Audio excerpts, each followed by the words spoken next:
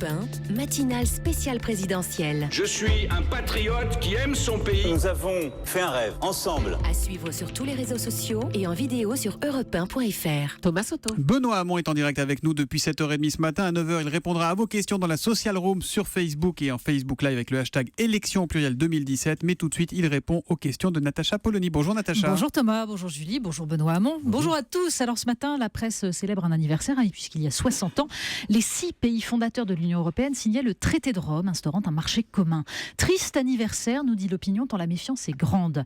Alors dans Libération, Emmanuel Macron se pose en défenseur du supposé couple franco-allemand. L'idée est simple, la France fait les réformes qu'il faut, marché du travail, formation, elle réduit ses déficits et elle redevient crédible pour dialoguer avec l'Allemagne, c'est-à-dire s'harmoniser. Mais il faut lire sur le site Figaro Vox la tribune de Coralie Delhomme pour comprendre la nature du problème. Cette spécialiste des questions européennes pointe une proposition commune à Emmanuel Macron et à vous-même, Benoît Hamon, celle de créer un parlement de la zone euro. Parfaitement inenvisageable, dit-elle, car sa création demanderait un vote à l'unanimité de tous les États membres, non même pas de la zone euro, mais de l'Union européenne. Le problème, c'est que les traités précédents, dit-elle, ont constitutionnalisé les politiques d'austérité pour le plus grand bonheur de l'Allemagne, d'autant que la proposition de parlement de la zone euro implique une répartition en fonction du poids démographique et économique des différents pays, donc une domination allemande. Or, l'Europe, dit-elle, c'est la matrice de nos politiques économiques et commerciales, de notre absence de politique industrielle interdite par le dogme de la libre concurrence. Vouloir réorienter l'Europe ou la changer de l'intérieur, écrit Coralie Delhomme, en utilisant la zone euro comme levier, vouloir ouvrir un débat contradictoire entre les pays membres de la monnaie unique dans l'espoir de mettre le Nord austéritaire en déroute, c'est se condamner d'avance à l'échec. Alors Benoît Hamon, est-ce qu'on peut peser dans un rapport de force quand on exclut d'emblée le rapport de force ?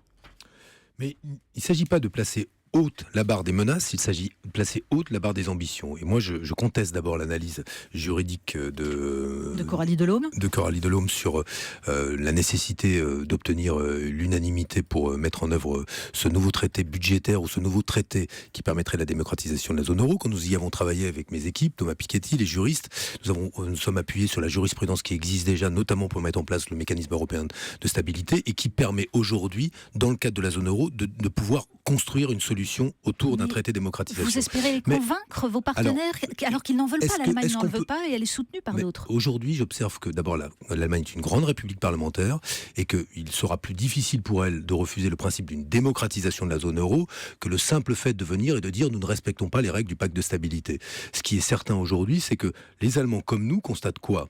Que depuis 5 ans, les choses ont changé, les Anglais sont sortis, nous avons vu la crise des migrants, nous avons vu monter les nationalismes, ce qui suppose de penser la manière dont on relance le projet européen. Pourquoi est-ce que moi je suis attaché à la démocratisation de la zone euro ?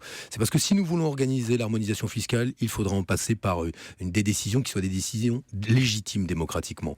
Il est parfaitement faux de penser que l'Allemagne, dans le cadre d'une assemblée parlementaire de la zone euro, serait, parce qu'on tiendrait compte du poids démographique des uns et des autres, dominante. Elle aurait... L'Allemagne viole les traités en fonction de ses intérêts, notamment sur ses excédents commerciaux. Dans la proposition que j'ai faite et que j'ai transmise à Jean-Claude Juncker, à la Commission, à nos partenaires européens, s'il y avait 105 députés, l'Allemagne aurait 24 députés. Ce qui veut donc dire que de droite comme de gauche... Et donc il faut accepter ça ? Mais pourquoi ? Mais c'est le principe de la représentation selon le poids démographique. Pourquoi l'Allemagne, qui elle aujourd'hui a une place centrale géographiquement et économiquement, refuserait davantage de progrès démocratique là où elle constate, elle aussi, qu'aujourd'hui le projet européen se disloque. Il y a pas il y a des positions vis-à-vis de l'Allemagne qui imaginent d'abord que c'est un bloc hermétique, ça ne l'est pas. Et moi je considère que si nous ne relançons pas le projet européen en donnant davantage de légitimité démocratique aux décisions qui sont prises aujourd'hui de manière technocratique, oui, alors là, le projet européen va s'effondrer. Et c'est le sens de la proposition que j'ai faite, qui a d'ailleurs reçu un accueil, alors honnêtement plutôt frais à la Commission européenne, mais très positif au Parlement européen. Parlons de la Commission, par exemple, sur les perturbateurs endocriniens. Vous voulez les faire interdire. C'est le 4e texte que la Commission européenne produit et qui refuse de définir clairement les substances à interdire. Alors là aussi, quelle marge de manœuvre ? Alors pourquoi d'abord ? Comment on les convainc ? Pourquoi ? En raison du lobbying. Du lobbying qui amène aujourd'hui à ce que des grandes industries, chimiques notamment, obtiennent qu'on ne se mette pas d'accord sur une définition des perturbateurs endocriniens. Vous allez réussir. Non, sauf que Là les où tout le monde a autorités échoué. françaises sanitaires, elles, ont donné une liste. Elles ont donné une liste précise. Non seulement elles ont donné une définition précise et une liste précise des perturbateurs endocriniens, mais elles s'appuient sur quoi ? Sur une définition de l'Organisation mondiale de la santé qui a plus de 15 ans d'âge. Et ce qui me permet, moi, de dire que, à défaut aujourd'hui que l'Europe avance, la France, elle, avancera sur ces questions. Ces perturbateurs endocriniens, dont on a jugé au début, je me souviens de la campagne, que c'était un sujet périphérique, sont responsables de puberté précoce, d'anomalies dans les grossesses, de maladies chroniques, de cancers, tout simplement parce qu'on tolère encore aujourd'hui dans nos pays que nous consommions, que nous absorbions, que nos enfants absorbent des substances toxiques qui les rendent malades. Eh bien moi, je m'appuierai sur quoi ? Un principe constitutionnel, le Donc là, la principe France de précaution. fera cavalier seul. Mais non seulement elle fera cavalier seul, mais je vais même me faire une précision. Il y a un certain nombre d'agriculteurs qui étaient inquiets à l'idée qu'on puisse interdire un pesticide en France Le et qu'il glyphosate. qu'on puisse continuer à importer par exemple des tomates fabriquées avec ce même pesticide ailleurs. Les traités de l'Union prévoient qu'on puisse fermer les frontières à l'importation de ces produits quand il y a un danger pour la santé publique. Donc nous pouvons parfaitement le faire.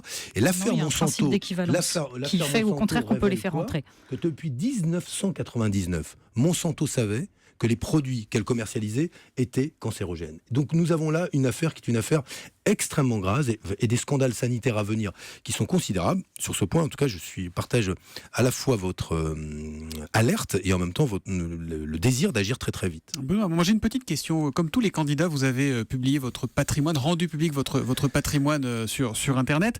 Est-ce que vous êtes à l'aise avec ça ? Est-ce qu'il n'y a pas une espèce de tyrannie de la transparence ? Parce que honnêtement, on regarde vos patrimoines les uns les autres et vous êtes tous présumés grugeurs ou truqueurs. On regarde ça et on n'y croit pas. Est-ce que là, on n'est pas dans un dévoiement de quelque chose en fait ? Est-ce qu'on est obligé d'en arriver là aujourd'hui ? Alors c'est très intrusif, effectivement, mais je pense que c'est nécessaire. Je pense que c'est nécessaire parce que on constate quoi ? Qu'hélas, quand on cherche, on trouve. Et on a trouvé. On a trouvé peut-être pas pour moi, en l'occurrence, parce que mon patrimoine de ce point de vue-là était parfaitement clair. Mais vous avez réglé votre petit découvert là ou pas ? Ouais, non, mais si je vous disais pourquoi, bref. Mais en l'occurrence, non, mais ça n'a vraiment, ça n'a aucune importance. C'est pour vos costumes, non ? Non. Moi, mes costumes, d'abord, on m'en fait pas cadeau, je les achète moi-même. Mais plus sérieusement, oui, ça peut être très intrusif quand on vit cela, mais en même temps, je pense que c'est indispensable.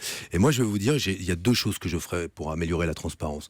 Je pense qu'il faut en finir avec le principe de l'immunité parlementaire si c'est là pour empêcher le travail libre de l'autorité judiciaire. Quand l'immunité est prévue pour permettre aux parlementaires de librement exercer leur mandat, soit, mais quand c'est un moyen d'empêcher l'autorité judiciaire d'aller au bout de ses enquêtes, ça n'est pas possible. Première chose.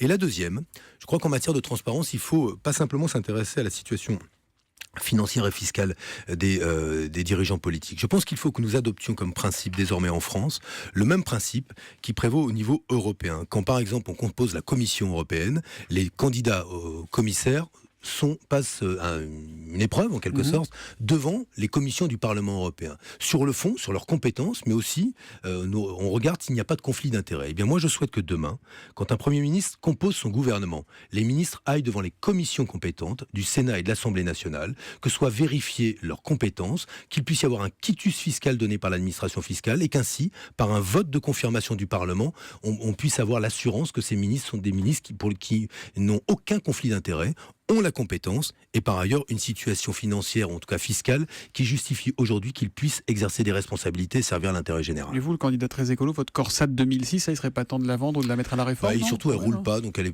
est assez peu polluante parce qu'elle ne roule plus. Mais il va falloir, oui, effectivement, que je pense que je la mette à la carte. Peut-être une électrique. Je vais me diriger vers d'autres mobilités. Oui. Voilà, il y a beaucoup plus inquiétant que la déclaration de transparence. C'est Nicolas Canteloup qui arrive pour s'occuper de vous tout de suite en direct. La revue de presse à suivre sur europe1.fr en vidéo. Europe 1, 8h40.